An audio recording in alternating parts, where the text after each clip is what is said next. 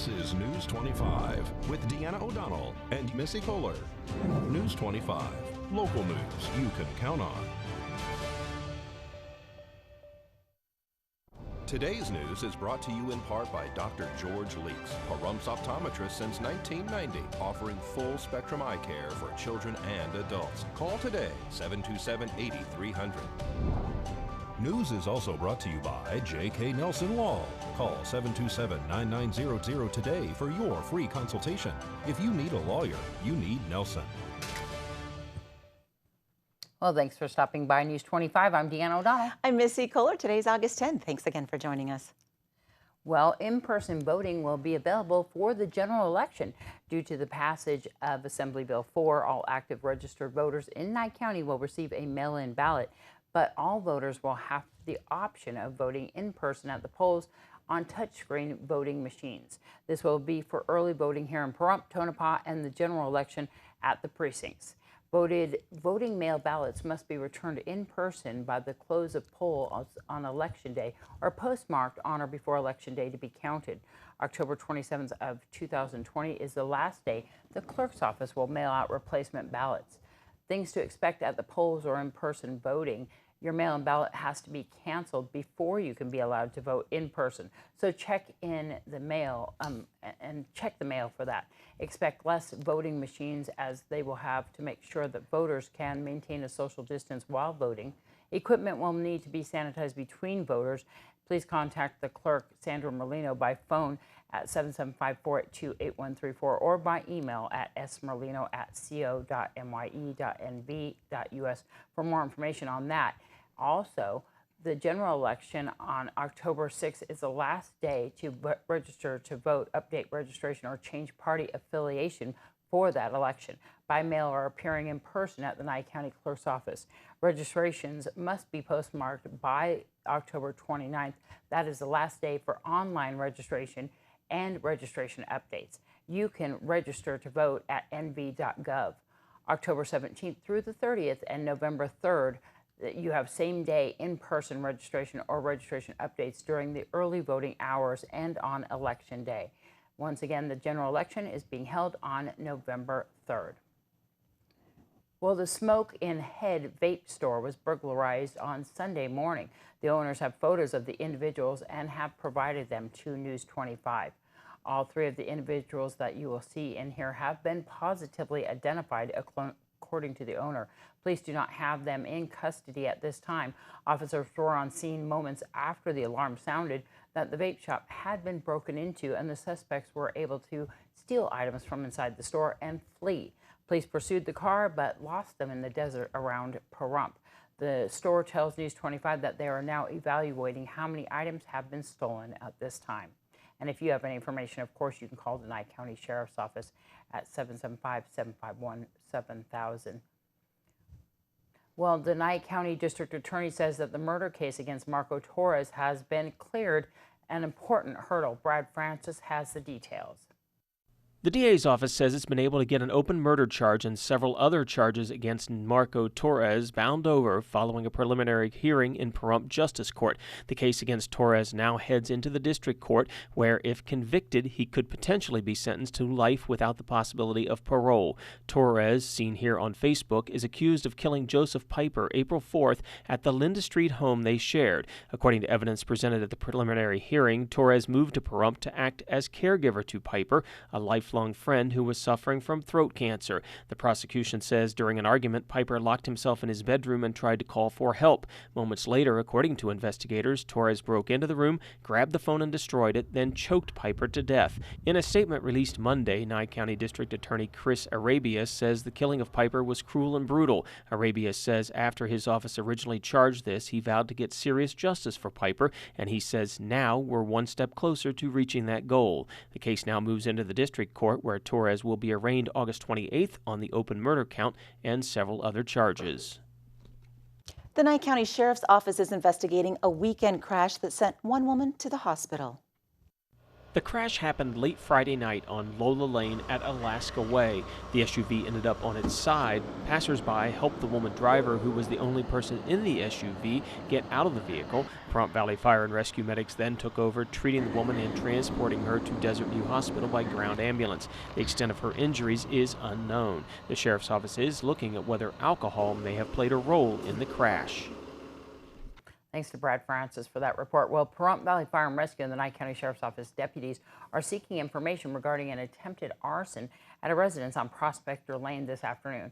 The male resident called into police to say that someone who was driving a white Nissan Altima attempted to ignite a home by pouring some type of accelerant onto the residence.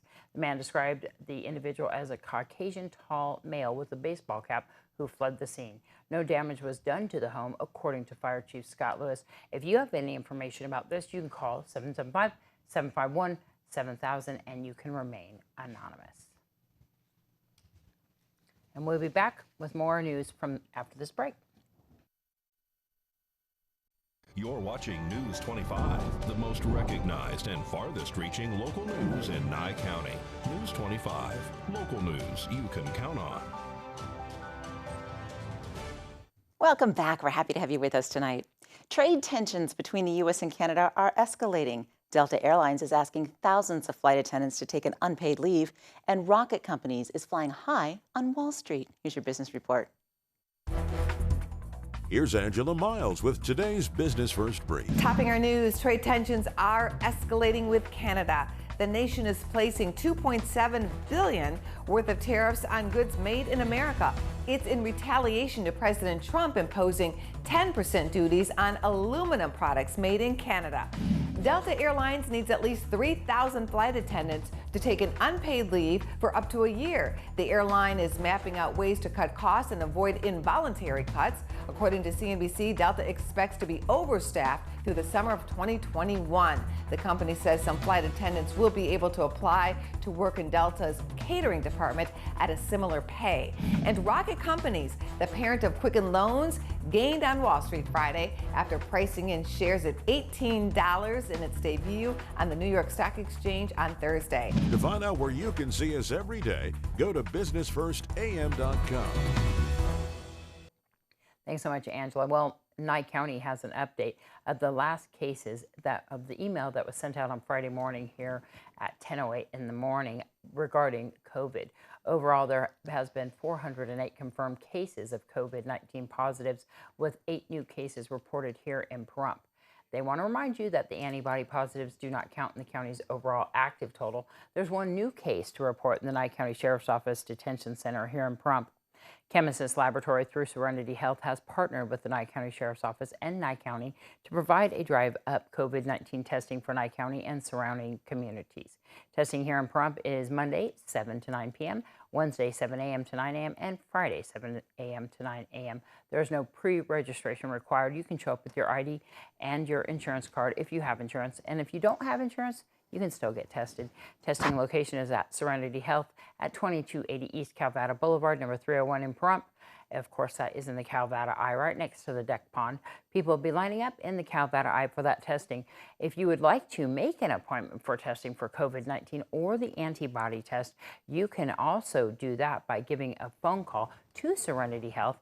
That number is 702-234-5398. You can even email them at pahrump@serenitymentalhealth.org. If you are in Tonopah, there is 2 numbers that they have that you can call, 775-302-5800 or 775-482-9898 to get tested for either one of those. And you don't have to have symptoms to get tested, by the way. Well, many of us are cleaning out our homes more often to keep coronavirus at bay. But before you break out your bucket and mop, you want to be sure you're not aggravating indoor allergies. Erica Foreman has more. There's nothing like a good house cleaning, but according to Cleveland Clinic's Dr. Alice Hoyt, kicking up too much dust may aggravate indoor allergies. She says you can avoid misery by planning ahead. Just trying to identify areas that are going to be potential allergy challenges for you. Take an antihistamine, use your nasal steroid spray before you start your cleaning to try to have that on board to help you not have symptoms. When cleaning tight spaces like a bathroom, be sure you have good ventilation, or at least run a fan. Open the windows or wear a mask when tackling heavy-duty jobs, and keep an eye out for mold or mildew in the basement. If you are in a basement and it's kind of mildewy, you really want to try to get it as dry as possible. You never want to have like carpet on concrete that can set up for mold. Allergens like dust mites and pet dander are common in bedrooms. Dr. Hoyt says pillow and mattress covers can help keep dust mites at bay. But remember, dust mite covers should only be washed every 3 months. Basically what a dust mite cover is a physical barrier between like your face breathing in these dust mite particles. And if the more we wash, the more loose the thread is, the more likely it is for dust mite particles to be able to come in and go into your nose when you breathe at night. And that's what we don't want. At Cleveland Clinic, I'm Erica Foreman. Thanks so much, Erica. Well, Dr. Hoyt says if your pets go outdoors, they may track outdoor allergens inside. So if you suffer from fall allergies, give your pets regular baths and keep them out of the bedroom. Well, Friday was Purple Heart Day in Pahrump, and we're going to have some really good footage on that. What a good time. And also Save a Pet, so stick around after the break. You're watching News 25, the most recognized and farthest reaching local news in Nye County. News 25, local news you can count on. Welcome back. Local residents and veterans come together to celebrate Purple Heart Day in Pahrump during a special ceremony Friday evening. Purple Heart recipients are remembered and honored for their service to our country. We're blessed to be surrounded by veterans tonight. I'm honored to meet them, to thank them, to work for them every day. In helping our county's veterans, I've had the best job in the world. It's our mission, yours, mine, and all Americans, to care for those who have borne the battle and their families and survivors. The Purple Heart Medal recognizes those killed and wounded in combat. Originally being an Army decoration, it is now given to all services and to civilians while serving with the armed forces and to victims of the war on terror. The Purple Heart is never won or earned. It's received for the meritorious act of having shed blood for our country. Oh, it was just a fantastic ceremony. All the help that we had putting this together. The community came out in force. The speakers, you can't ask for better speakers. And just everybody that participated, everybody that supported, everybody that set up everything that went on that you saw here tonight. This was just a fantastic ceremony. Fantastic community support. We wanted to make sure everybody that came in had a mask. We sanitized the speaker area. We wanted to make sure everything was done according to what the governor had directed us to do. Everything just came together, and that's what we look for. Being the MC, all I had to do was come out and talk, and I think my wife Faye mentioned that. She said, well, all you have to do is talk. And sacrifice a whole bunch to earn Purple Heart, right? Well, that too, yes. And I did mention to someone that I'm also a Gold Star family member because of my brother. Yeah. And we're getting more and more Purple Heart recipients to come out. Yeah, and that's something that, as Fred said, many Purple Heart recipients do not want to say or do anything because they don't want to be reminded of it. But there are times when the country just wants to say thanks, and this is the time to do it. Thanks so much for your service. Well, we are going to go to John Kohler right now to find out what's happening across the Silver State. Hi, I'm John Kohler, and this is KPVM's News Across Nevada. Let's start with some good news. The Las Vegas Realtors Association is reporting that Southern Nevada home prices remain in record territory despite pandemic. A report released Thursday by Las Vegas Realtors shows local home prices setting another all-time record despite the coronavirus pandemic and the economic downturn, with more homes selling in July than the same time last year. The median price of existing single-family homes sold in Southern Nevada during July was $330,000. Now that's up 1.5% from the previous record set in June and up 8.9% from a median price of $303,000 this time of 2019. Now, the Las Vegas housing market is not just a bright spot in the economy, it's on fire, said President Tom Blanchard, with local home prices setting record levels, historic low interest rates, strong demand, and a tight housing market. It's just driving the market. LVR reports a total of 4,025 existing local homes, condos, and townhomes were sold during July. Compared to the same time last year, July sales were up 5.3% for homes, down a little bit for condos and townhomes. Sales were up significantly from the previous month, though. Blanchard said the number of local homes available for sale remains well below the 6-month supply, considered to be a balanced market. In fact, he said the sales pace in July equates to less than a 2-month supply of homes available for sale.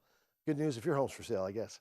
In more good news, the Best in the Desert Racing Association announced Monday that after lengthy discussions with the Bureau of Land Management centering around COVID safety, the 24th annual Maxxis Tires Casey Folks Vegas to Reno run is going to go on as originally scheduled, August 12th through the 15th, 2020. Now, it's a record field of entries, includes every top name from every segment of the sport that's going to be competing. Everybody's eager to win the famously grueling 550 point-to-point mile race from Las Vegas to Reno, Nevada. It's the longest off-road race in the United States. Did you know? With the 2020 Best in Desert Racing Series just half past the halfway point, fans can expect some close racing and competitors challenging for series points, championships, and bragging rights as the champion of this legendary off-road event. Now, the Best in the Desert CMO, Brian Folks, said that in the end, it came down to the fact that they were able to prove that their racers know how to follow rules and will comply with the special measures they put in place to make sure that they run safely and respect the special COVID-19 safety protocols that have come to be established. Racers compete in several classes, including trick truck, motorcycle, 6100 and 1500 classes, UTV Turbo and UTV Unlimited. Now, this is going to be the 24th running of this annual event, named after founder Casey Folks. First did this race in 1996. Now, this year's race also marks the second out of 3 races of the Maxxis Triple Crown, which means there's an additional $67,500 in prize money on top of the Best in the Desert Money Award. So the Nevada Highway Patrol, finally, is joining forces with local law enforcement in order to stop pedestrian deaths. It's important, and reminding people that pedestrian safety is a two-way street. Now, did you know that between 2013 and 2017, 393 pedestrians lost their lives. 789 were seriously injured in pedestrian crashes on Nevada's roadways. Now, all Nevadians were once again reminded this week how important pedestrian safety is after 2 young pedestrians tragically lost their lives after being struck by a car while they were crossing the street using a marked crosswalk in central Las Vegas. Now, in an effort to reduce this trend of pedestrian injuries and death, troopers will be beefing up patrols statewide between August 10th and August 21st to urge both pedestrians and drivers to be aware of each other at all times. It is imperative that Nevadans share the road responsibly. Law enforcement will be stopping and citing motorists and pedestrians who are seen violating traffic safety laws. The Nevada Highway Safety Patrol remains dedicated to bringing the number of fatalities and deaths on our roads to zero. So, funding for the additional patrols is being made by Joining Forces, a multi-jurisdictional law enforcement program funded by the Office of Traffic Safety, aimed at reducing injuries and crashes through statewide enforcement of traffic safety laws. That's your news across Nevada. For KPVM, this is John Kohler reporting. That last name seems familiar. I don't know. It's just, sinks. You see it everywhere. I know. When we come back, we'll have the full weather forecast with Michael Donohue, so stay with us.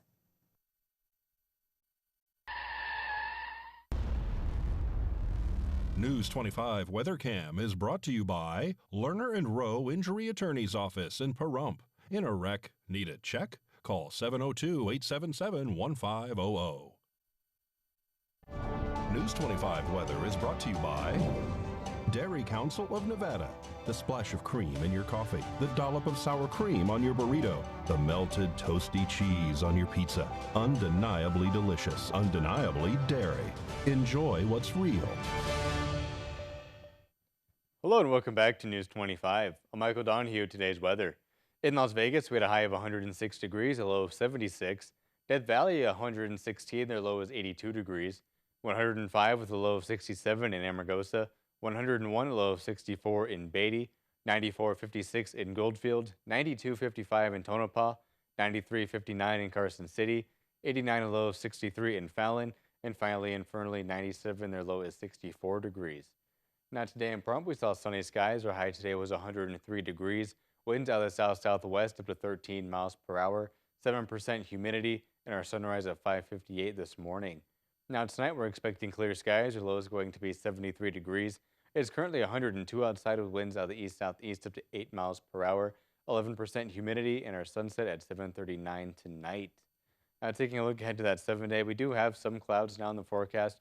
We're still mainly expecting sunny skies throughout the week, but we're going to be seeing some clouds rolling in on Thursday, and then some more clouds on Sunday and Monday. Now for our wind speeds for this week, we're going to be seeing them anywhere around 12 to 14 miles per hour, and then dropping down to anywhere between 9 to 12 miles per hour over the weekend and next Monday. Now looking at our temperatures, we're going to be seeing a small dip, and then we're going to get right back up into those heats. On Tuesday, we're going to be seeing a high of 101 with a low of 74. We're going to slowly drop down to a high of 99, a low of 75 by Thursday. Then on Friday, we're going to be back up to a high of 104, a low of 77, and slowly working our way back up to highs of 107 and lows of 79 and 78 degrees by next Sunday and Monday.